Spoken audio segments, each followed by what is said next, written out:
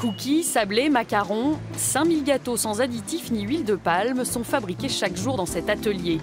Laurence Roland le crée seule en 2010. Peu à peu, la production se retrouve dans toutes les grandes surfaces. Le 3 mai dernier, l'entreprise se transforme en SCOP, Société Coopérative Ouvrière de Production. On avait été approché par plusieurs sociétés qui étaient très intéressées par nos accords, nos contrats avec la grande distribution et qui envisageaient de nous faire des propositions de rachat avec un démantèlement de l'unité de fabrication. Donc moi, je ne le concevais absolument pas comme ça. J'ai envie que la société perdure, qu'elle se développe, mais j'ai envie qu'elle se développe avec les hommes qui l'ont constituée et pas sans eux.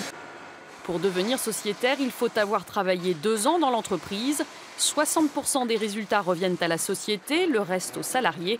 Ici, 7 sur 10 sont déjà sociétaires. Ça nous permettait de nous développer aussi. Donc, c'est des petites entreprises qui doivent vivre. Donc, non, je n'ai pas hésité vraiment. L'ex-région Midi-Pyrénées compte environ 200 SCOP, 4000 salariés y travaillent.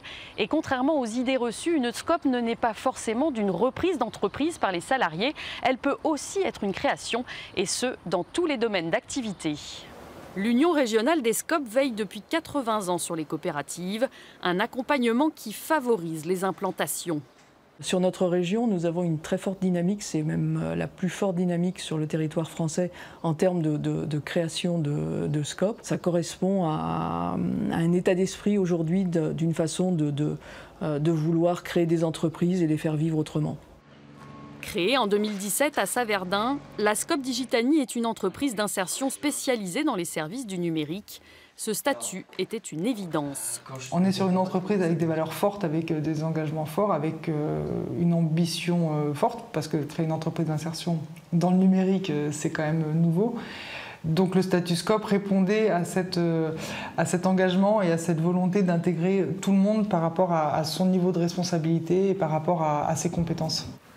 Tim Ackroyd, cofondateur et sociétaire, a été séduit par le principe « un salarié égale une voix ». L'idée qu'il n'y a pas une hiérarchie pyramidale et qu'il n'y a pas juste un seul chef qui dicte et ensuite des sous-chefs, etc. L'idée que d'avoir une structure beaucoup plus plate avec tout le monde qui a une voix et qui peuvent décider de l'avenir de la société, une fois qu'ils ont travaillé un peu là-dedans quand même, est très très important pour moi. Le collectif des gourmandes, Digitanie, 2 coopératives qui ont des projets de développement à court terme. Y a-t-il une dynamique SCOP en Midi-Pyrénées? La région table sur 40 SCOP créés cette année.